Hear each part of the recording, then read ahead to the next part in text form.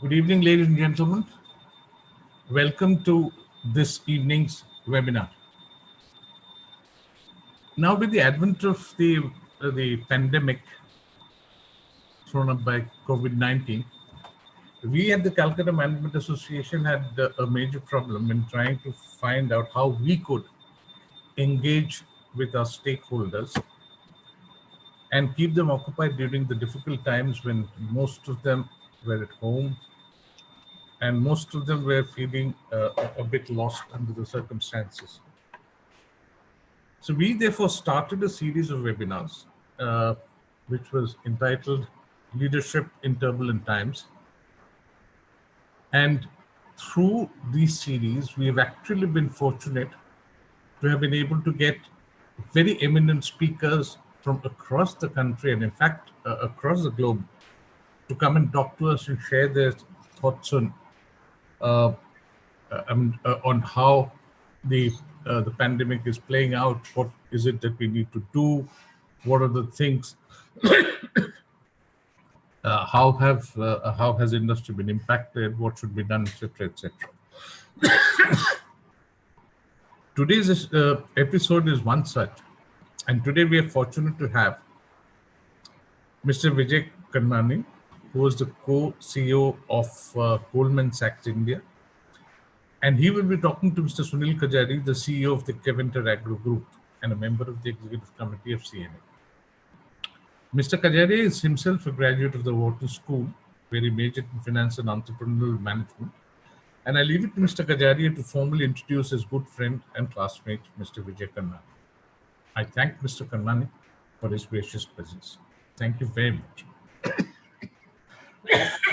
Mr. Karnani, thank you, Mr. Datta. Firstly, I would like to congratulate you and the CMA Secretariat for the success of the Leadership in Turbulent Times series.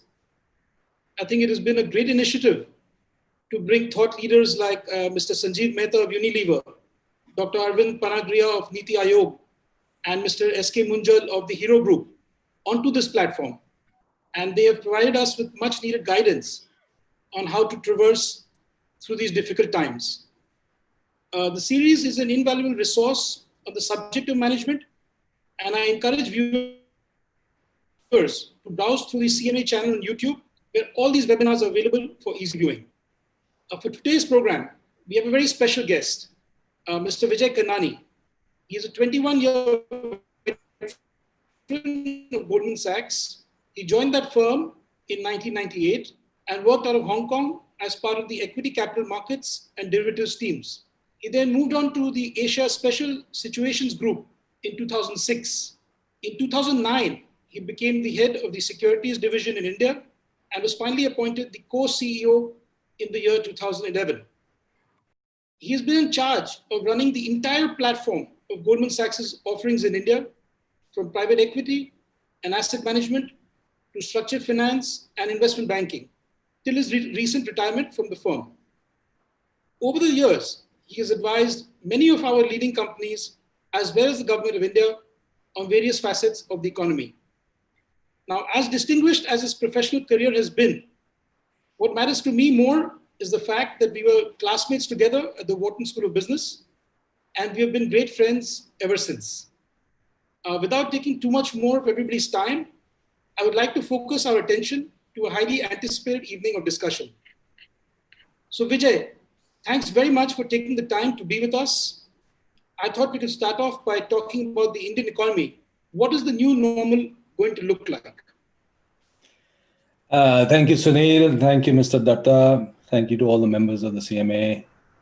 This is an honor, and I really appreciate you guys calling me on this. And I hope I can be useful to all of you with my comments. Look, when you think about India, right now it's confusing, right? A lot of people are trying to figure out what is going on. You know, you had a massive crisis, and we can talk about that on a global scale. And then we had this recovery from the market standpoint, but there is a big question mark in terms of what's going on with the economy. Now, to put it in context, we have to understand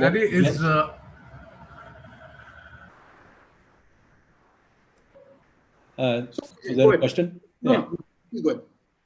We got to understand in context what India's gone through in the last few years and what happened in February, and then we can take it from there, and then we can decide where we are right now. So we went through severe restructuring, such as demonetization. Then we went through the GST the following year.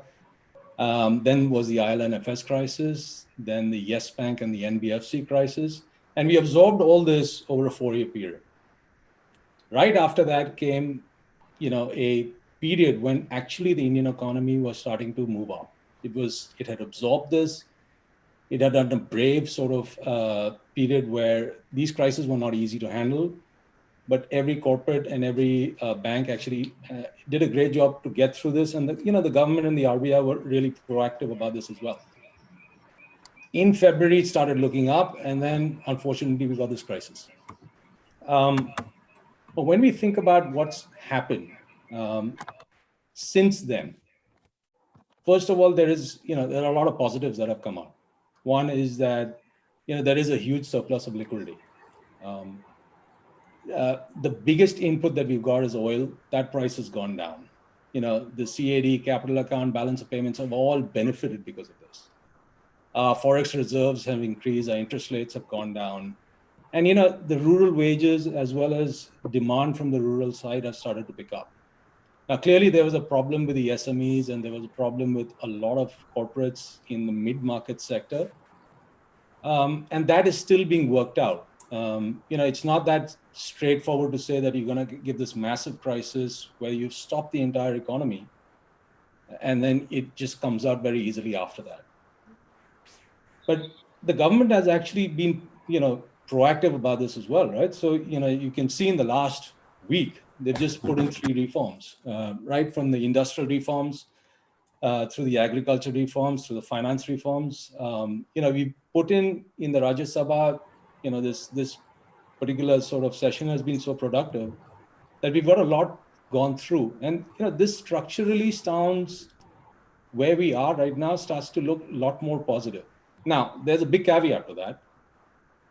We've got to make sure that, that this crisis doesn't continue. So if you have a second wave, third wave, fourth wave, which, we're starting to see some of it in Europe come through, you'll start seeing, a little more detrimental effects coming out of that. The positive that you got to look at, companies make money through their assets. In a war zone or in a natural calamity, those assets get destroyed and you got to remake them. You don't have that situation here. So anything can flip on a dime, assuming a vaccine comes through, everything is already intact. Obviously, it takes a little bit of time to get things started, but you're nowhere in that situation where your assets have been burned. So, things are starting to look positive, but the caveat is, we've got to see where we end up with the virus. And that's, been the central theme over the last few months. Absolutely. I think things are looking far better than most people would think. So I'm going to, Vijay, ask you to make a few forward-looking statements as well. I hope you don't mind.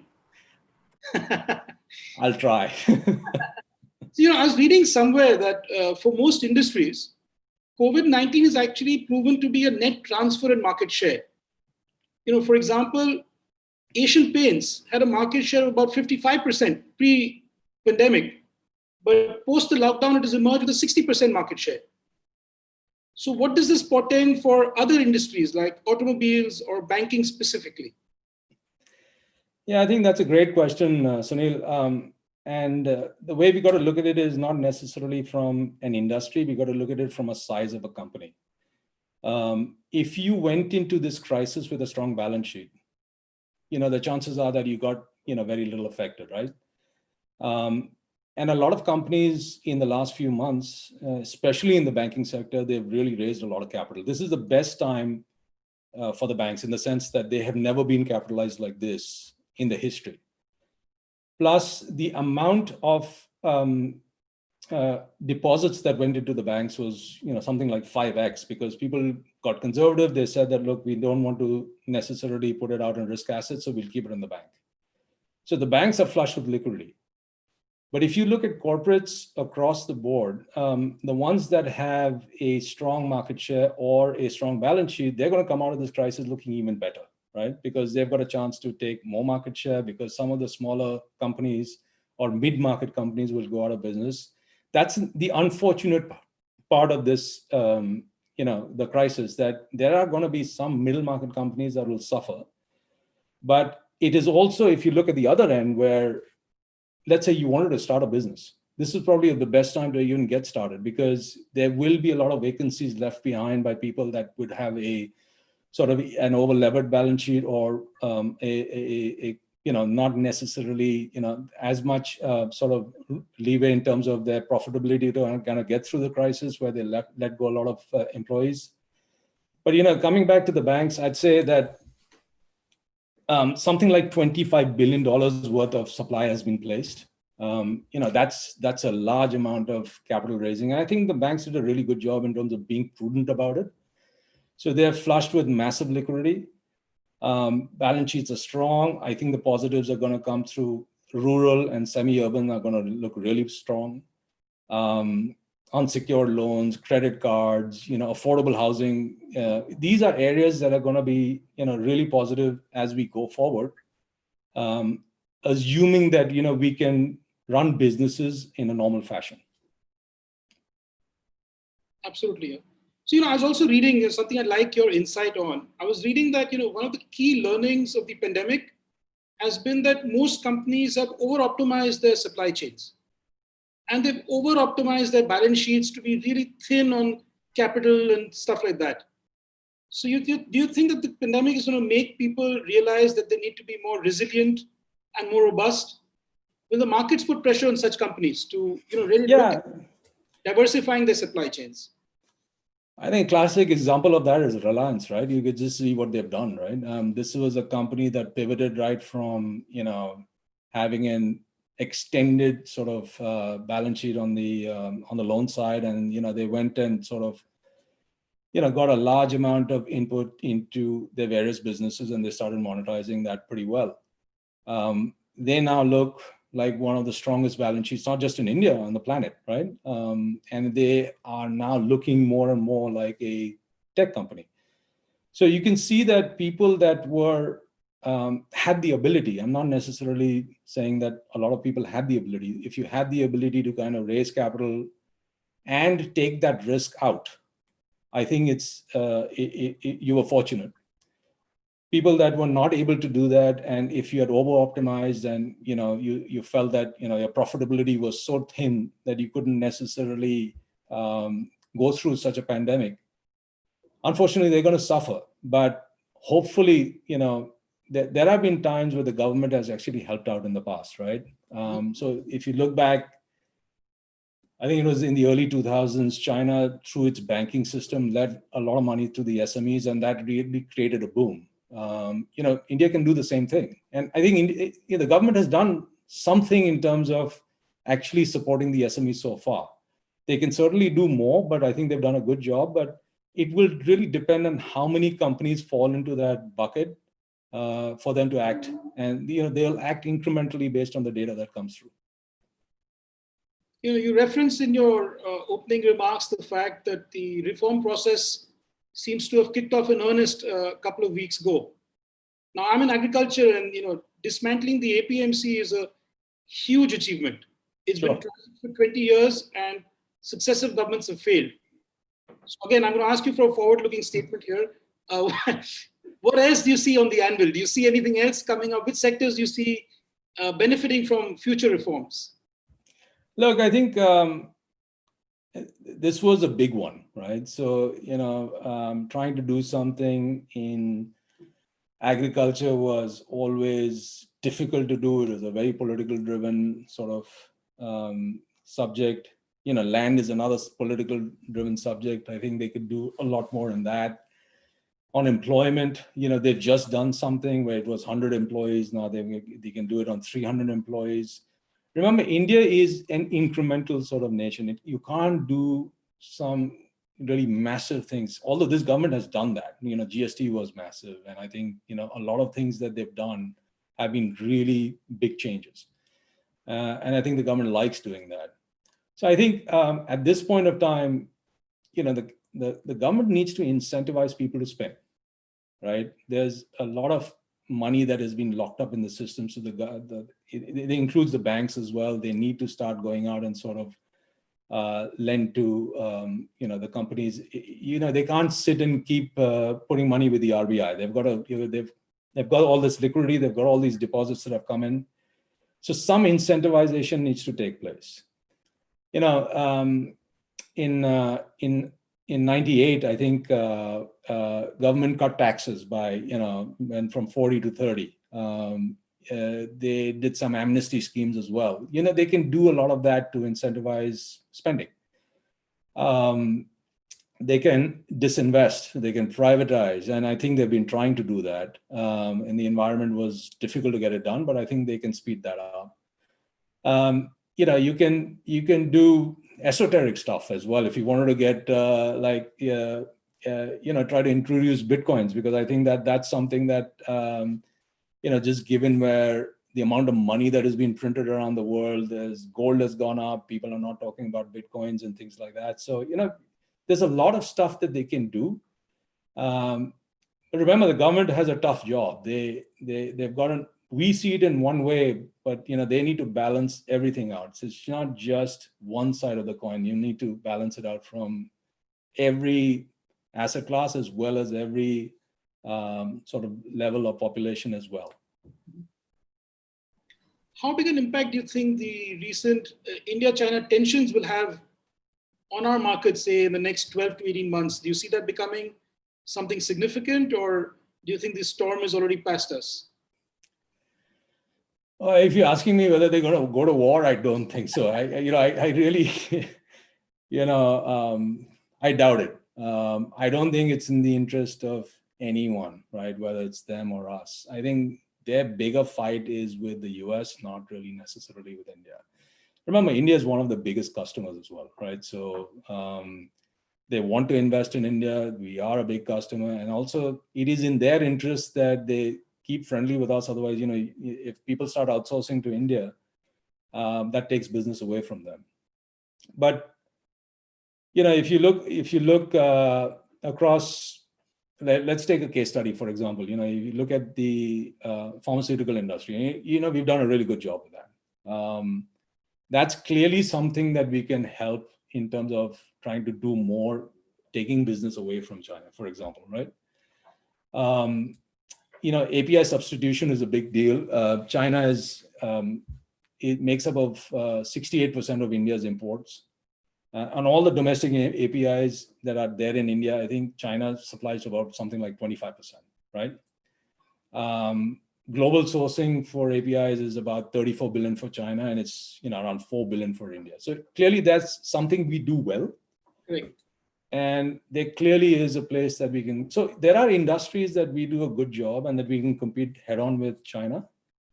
But I don't think that this escalation is going to be that sort of, we go into a place where we start getting worried. I think that we'll wait to see what happens with the election in the US, find out who wins.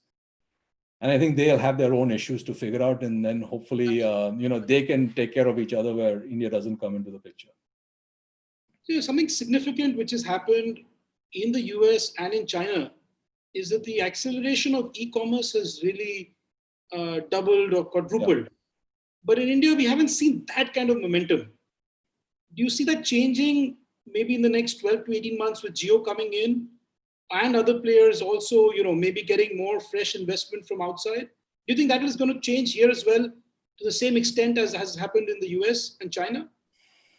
Yeah, look, I think that well, Jio has transformed this place, right? We know that. We can see that. I mean, the whole telecom revolution is unbelievable in this country. At the price point that this country has provided telecom access to everyone is quite remarkable. And it's a cell phone driven. That's basically what happened is, when you had the cell phone introduction and the smartphone introduction. But still, there's less than, I think only 40% has been penetrated in terms of the number of people having a stable sort of internet connection. India is not China. China was a very different example. China basically, it was closed, right? There was nobody else that could participate in there. India, we've allowed everybody to come in and we've benefited from that. So if you look at all these unicorns are the ones that are basically valued about $1 billion more. About 80% are in China and the US, right? Then I think there are the next countries, UK and India is about 20 or 21 or something like that. That's much smaller than what China's got. But at the same time, remember, we are monetizing, like China is monetizing in China, right? So here, Facebook, Google, Amazon, Netflix, they're all here. Right. They are getting some portion of their market cap, which is in the US, because of India. Now, if China as a closed economy, then you would see that market cap within the Indian exchanges, right? You don't see that. But at the same time, so that's one big difference. At the same time, there is a new company that is on the block right now. So, Reliance is now trying to become pretty much everybody combined in one, right? And I think their execution skills are so good, I think they'll pull it off. And that's why they've got so much investment come through. So I think that will be the biggest unicorn by far. And then you'll have some of the smaller ones, which have basically gone really into e-commerce and fintech, and a couple of them into education. But we don't have that scale that the China and the US have. We just don't have it yet. And I think that is something that will happen. I have no question it's not going to happen. It's basically the Indian consumer is going to get to that scale. The question is, which company is going to monetize that scale? It could be a foreign company like a Facebook. It could be an Indian company like Reliance, but it will be drastically different from creating a Tencent or a Baidu in China. But you do see the Indian landscape changing dramatically as well. Absolutely, we have no choice. This is growth, right? This is absolutely without a shadow of doubt. This is going to happen, and people really benefit, right? So all the sort of structural changes that India is seeing have been because of technology, and that really does make a big difference to this country, or any country for that matter. So moving on, what do you feel about the US elections? What happens for India if Biden wins? And what happens if Trump wins? Look, I think the US elections, it's one of the biggest headwinds that are coming in markets, right? You've got a couple of headwinds coming, but US elections is probably one of the biggest things that are going to be coming through. Look, I think that right now, when you look at, these are statistics that are all published and nothing to do with me. Biden's got a 58% chance of winning. So it's a marginal win. Right. He's got a 54% chance of winning the Senate and an 84% chance of winning the House. So, so there are three outcomes here. One is that Trump wins and the Senate, and then you'll see continuing to see what is being played out. Trump wins and he loses the Senate. Then it's he can't do that much because the Democrats will just step in. And there could be a choice where Biden wins, and I don't think the market will see that badly unless you get someone like unfriendly to the market, say Elizabeth Warren or someone as Treasury Secretary. Mm-hmm. But the market has traditionally been a little more friendlier to Republican presidents, but that is marginal. So I think that the market is saying that as long as one of them come in, and it's not like what we call a hung parliament over here, where there's a contested election. The contested election is the worst of everything, right? Then that's going to be a disaster. But I think right now it's just marginal. There's no clear favorite, and we're going to see the main topics they're going to talk about. They're going to talk about tax reform. They're going to talk about China a lot. They're going to talk about fiscal spending, medical sort of what's going on the medical sort of insurance side. So there's an interesting month coming up leading to these elections, and we'll see what happens. Great. So what do you think about the Fed? It's Fed's decision to keep US interest rates at near zero levels right up to 2023. Is that going to lead to a deluge of funds to continue to India? And why aren't more companies like Reliance stepping up and taking capital when it is clearly available? Yeah, from an Indian perspective, I think the Indian companies that there is going to be a big supply coming through of, the calendar looks pretty active. But, you've got to have the business model to go out and get the market. You can't just go and say, I want money and you're going to get it, right? Reliance has the business model, and, they were able to raise a lot of capital. Banks did that. And, but I think that, look, the Fed, the balance sheet is around 7 trillion right now. Pre-GFC, that is the 2008 crisis, it was 1 trillion. And the estimate is probably going to go to about 9 trillion at the end of next year, right? So a trillion here, a trillion there now, doesn't matter. So and these numbers are so my left pocket. these numbers are so massive that, I think they're trying to defend whatever they can in their power. But remember, this is a medical issue, right? So the faster the medical sort of issue will come through, rather solve itself, the less you can't throw a financial sort of, it's a stopgap arrangement. So I think the Fed's done what people expected it to do. It's been phenomenal. They've obviously brought down rates. Your input prices, even in the US, the oil prices have gone down. So there's a lot of stuff that's happened, which is really strong. And you've got to think about what sort of crisis are we in? Typically these bear markets are event-driven crisis, the cyclical crisis, or there'll be structural crisis. And structural are the ones that last for a longer period of time. Cyclical are in the middle, and event-driven crises are the smallest, and they're the sharpest recovery. We are in that. So I think that the Fed recognizes that, and clearly whatever they've done so far has affected the markets in a positive way, and we'll see what happens now going forward based on once the election sort of results come out. Super. So now I'm going to ease off the pedal a little bit and ask you a few questions about what lies ahead for Vijay Kanani. And before that, actually, I wanted to ask you, something. We have a lot of students of management viewing this program. So I wanted to tap you for some books or people who have influenced you throughout your career.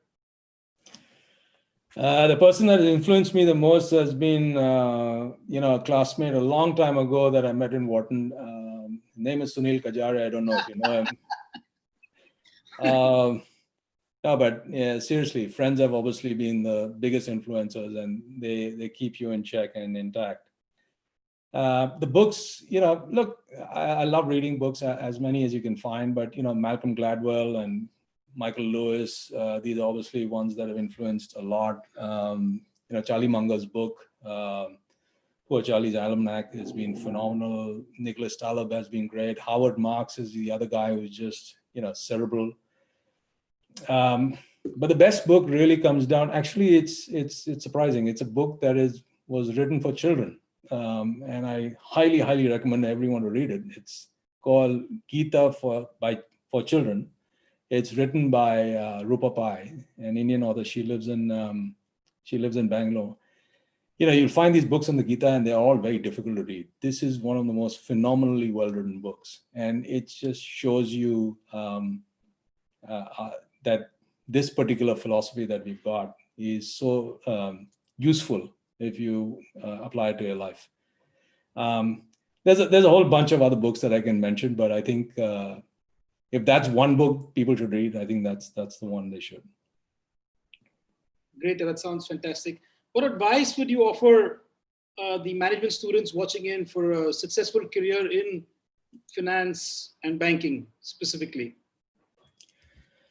That's now difficult questions, man. Look, I think a few things. One is that, you should focus on developing a skill. I mean, there's one thing that you should try to become good at, right? And if you're getting into finance or you're getting into management or any of these sort of industries, I think it's important to develop that skill. The second thing I'd say is that, you want to think long-term, 5-10 years. There was a really good article that came out in terms of how Jeff Bezos and, Elon Musk and how they think. They really think in 100 years, 200 years. That's the way they are thinking. They're thinking beyond their lifetimes. But I think if you think in the 5-10 year sort of time frame, I think you get a lot of answers, and you don't make those quick mistakes, like, for example, jumping around from company to company to just get an extra dollar or something like that. I don't think that's the best thing to do in your early part of your career. What I've also thought is that, finding a mentor, that always helps. And it's always like the earlier you find it in your career, that person is priceless. There's nothing as important as that. You got to keep listening, keep learning, keep updating yourself at all points of time, and don't look for shortcuts. Warren Buffett, his hiring principles were actually pretty straightforward. He said that he looks for three things, right? And this is actually well documented. He looks for smart people, hardworking people, but the biggest thing he looks for is for integrity. If you don't have integrity and you have the other two, that's like the worst person you can hire. You'll have a smart person who's, hardworking, who's working against you, right? So that in itself is quite perceptive. So integrity is the most important thing. And the last thing is you've got to have balance, man. If you ignore your family, ignore your home, ignore all that, you're never going to get anywhere. I think that's seriously good advice. I know that you just retired recently from Goldman. So what lies ahead for Vijay Kanani? I haven't planned anything. Look, I just taken a year off, and I just thought that, after 25 years as a banker, I just take some time off. I didn't realize that if I'm taking this year off, the entire world doesn't need to copy me and take the year off as well, right? So everyone's sitting at home. I thought that I'd be the only guy, but now the whole world wants to do that. I haven't, it's an open-ended thing. I haven't thought about. I think about it, but I haven't got any answers. And I think that's the best way to kind of go through this as well. Fantastic. Yeah, I think I've bugged you enough. If you don't mind, I would like to ask you a few questions from the audience. Sure, of course. Yeah, just some guys have written some very interesting comments. Somebody asks, how long will it take for supply chain logistics to get back to normal, in your opinion? Look, it goes industry to industry. It's a very difficult question to answer. It's very specific. Like, for example, in pharmaceutical, the supply chain hasn't broken, right? And in software, it hasn't broken. But obviously, in the auto part industry, they've started restocking now, given that the seasonality is coming in, right? So this is the biggest part of the season. Mm-hmm. So a lot of them had, light inventory running into pre-COVID, and I think that really helped some of them. But again, it's very specific to industry, very specific to the stage of the company as well. But I think a lot of India has opened up, and it's a very difficult question to answer in terms of like how long it'll take. But I think that let's assume that the vaccine came out today, mm-hmm. right? Everything was back to normal. I think it still take 3 months, to get it up and running. Because it's not necessarily you just put on a switch. Everyone has to put on the switch at the same time. Absolutely. Somebody else asks, are we moving towards deglobalization? I mean, what is happening now? Do you think the trend will continue post the elections in the US? Or will we return back to where the world was maybe like 3 years ago or 4 years ago? Will China and America make up and move towards a more globalized economy once again? Yeah, look, I think that, there's an interesting story. I think when the planes crashed into the World Trade Center, everyone said, we're not going to fly again. And within 18 months, you have the highest sort of air traffic in the world, right? So, things like these are whatever we are doing don't necessarily change that quickly. So I think people will get back to their normal lives pretty quickly. But at the same time, it'll be a much more efficient sort of normal life. So if you don't need to go for a meeting now, the fact that teleconferencing is now understood and well documented by everyone, people have seen the benefits of that, right? So I think people will still go around and travel the way they used to, but they'll be a lot more efficient in terms of doing so. So I don't think globalization is going to go away. I think the more we sort of interact with each other with the internet, and like I'm not in Calcutta and I'm talking to you guys like this. I mean, the more we do all this stuff, the more globalization is going to happen. So Vijay, I think I would like to thank you again, because what has been a really wonderful 40-minute session. I had a great time. I've learned quite a few things. I'm also going to pick up that book which you referenced immediately after our call. So I'm just going to hand over to Mr. Shenoy. He's our Vice President, and he's just going to say a few words. Hi, Sunil, and a quick check. Can you hear me, Sunil? Yes, absolutely. Yeah. Hi, Sunil and Vijay. Good evening again, and thank you. As I was listening this conversation, it reminded me of my school days when, as backbenchers, we should typically be sitting somewhere at the back. And I sensed that both of you were lurking in the back seat or the back benches when you were at college together. It was wonderful hearing you, Mr. Karnani, and the way you brought things out in perspective.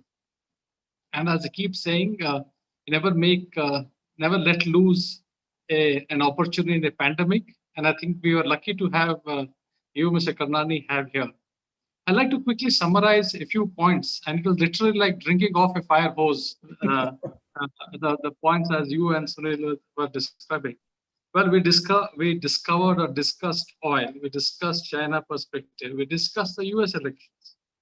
I think one interesting aspect which you did touch about is how do you look at a crisis? Do you look at an event-led, cyclical, or structural? I'm still not so sure where are we at the moment. I hope we are still at a small little event called the pandemic of the COVID, and we should be getting out of it very quickly. I think what was very interesting, which you mentioned, as friends are the biggest influencers. And for all of those, the books which you mentioned, Malcolm Gladwell, The Tipping Point and The Blink were my favorites as well. Gita for Children, Rupa Pai, that was the first one. And here, that's where I like to connect the dot. And this is for all our listeners connected in. As you said, don't look for shortcuts. And you said three things. You look at smartness, you look at hardworking, and you look at an integrity. And I like to connect it with what Rupa Pai says in the Gita for Children. She says, stay true to your nature and you will be happy. So how beautiful it stands. Gita has always been there as a North Star for many of us. And just connecting to what you said was truly wonderful. I'll leave all our listeners here, Mr. Karnani. Here we have got students, we've got corporates, we've got SMEs, we've got institutions, we've got a whole plethora of a range of people who are connected in. If there is time to start business, it is now. And finally, for anybody who is willing to start a business and willing to lend, incentivize to lend and encourage to spend. On that note, Mr. Karnani, thank you very much for a lovely session. Great having you here and looking forward to many more sessions in the future.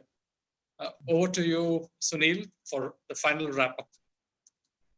No, I think it's really been a great session. I actually connected with Vijay after a very long time. And we kind of lost touch in the middle. But I think we were quite notorious in our college days, as you have guessed. And I think I've been able to connect with him immediately. And so much knowledge has come out, so much of a different perspective. We are caught up in this gloom and doom. And it's clear that, people with a longer vision don't share that. They're really seeing the opportunity at the end of the tunnel.